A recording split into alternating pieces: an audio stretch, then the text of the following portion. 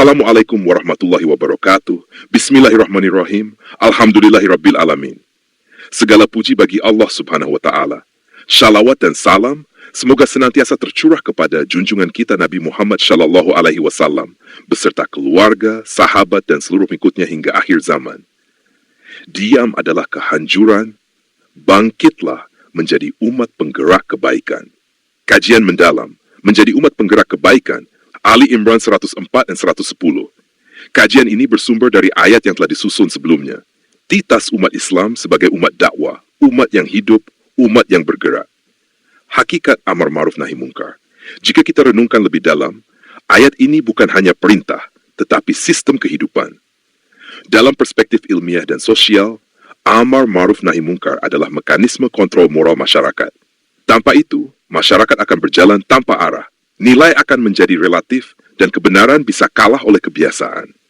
Imam Al-Ghazali rahimahullah menjelaskan bahwa tugas ini ibarat jantung kehidupan umat.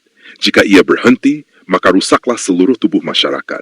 2. Dimensi filosofis. Mengapa harus peduli? Secara filosofis, manusia tidak hidup sendiri. Kebaikan seseorang berdampak pada lingkungan dan keburukan seseorang juga menyebar tanpa disadari. Karena itu, Islam tidak membentuk individu yang egois, tetapi membentuk manusia yang bertanggung jawab sosial. Ibnu Taimiyah rahmahullah menyatakan bahwa amar ma'ruf nahi mungkar adalah bentuk rahmat pada sesama manusia. Artinya, ketika kita menasihati, sebenarnya kita sedang menyelamatkan, bukan menghakimi. 3. Contoh nyata dalam kehidupan. Agar tidak berhenti pada teori, mari kita lihat contoh nyata. A. Dalam keluarga. Seorang ayah mengingatkan anaknya untuk syalat, bukan dengan marah tetapi dengan teladan. Ia bangun lebih dulu, mengajak dengan lembut, itulah amar ma'ruf yang hidup di lingkungan masyarakat. Ketika ada budaya bergosip, lalu seseorang mengalihkan pembicaraan ke hal yang bermanfaat, itu adalah nahi mungkar, tanpa harus mempermalukan siapapun. C. Di dunia digital. Di media sosial, banyak informasi negatif, hoax, fitnah. Ketika kita memilih untuk tidak menyebarkan berita yang belum jelas, membagikan konten edukatif, menulis dengan santun, maka itu bagian dari dakwah. Amar ma'ruf nahi munkar di era modern. D. Dalam kepemimpinan, seorang pemimpin yang adil, menolak korupsi, menegakkan aturan dengan jujur. Itu adalah bentuk nyata dari ayat ini dalam skala besar. 4. Tantangan zaman sekarang, saudaraku. Tantangan terbesar hari ini bukan tidak tahu, tetapi tidak peduli, takut dianggap sok benar, takut dijauhi, atau merasa itu bukan urusan saya. Padahal diam terhadap kemungkaran bisa menjadi bentuk pembiaran. Imam An-Nawawi rahimahullah mengingatkan bahwa jika tidak mampu dengan tangan, maka dengan lisan, jika tidak mampu, maka dengan hati. Namun jangan sampai berhenti hanya di hati. 5. Refleksi diri. Mari kita bertanya dalam hati, sudahkah kita mengajak kebaikan meski kecil?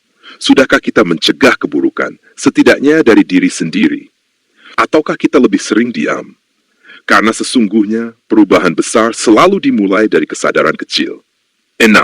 Motivasi, peran kecil, dampak besar. Jangan pernah meremehkan kebaikan sekecil apapun. Senyum yang tulus, nasihat yang lembut, contoh yang baik, bisa menjadi sebab hidayah. Dan ingat, kita tidak dituntut untuk berhasil mengubah semua orang, tetapi kita dituntut untuk berusaha. 7. Harapan besar. Umat bayangkan jika setiap muslim menjalankan ayat ini, lingkungan akan lebih jujur, masyarakat akan lebih peduli, dan kehidupan akan lebih berkah. Inilah makna khairu ummah, umat terbaik bukan dalam teori, tetapi dalam kenyataan. Kesimpulan. Dari kajian ini, kita memahami, amar ma'ruf nahi mungkar adalah jantung kehidupan umat. Ia adalah tanggung jawab sosial, bukan hanya individu. Harus dilakukan dengan hikmah, bukan emosi, dan dimulai dari hal kecil, namun konsisten.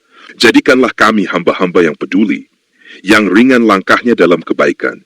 Ya Allah, hindarkan kami dari sikap diam terhadap kemungkaran, dan kuatkan kami untuk berkata benar dengan bijak. Ya Allah, jadikan kami bagian dari umat terbaik, yang membawa manfaat bagi sesama. Amin ya Rabbal Alamin. Wassalamualaikum warahmatullahi wabarakatuh. Jika video ini menyentuh hati Anda, jangan berhenti di perasaan. Lanjutkan dengan tindakan. Mari kita belajar bersama, bukan hanya berharap kepada Allah, tetapi juga bergerak menuju ridhanya.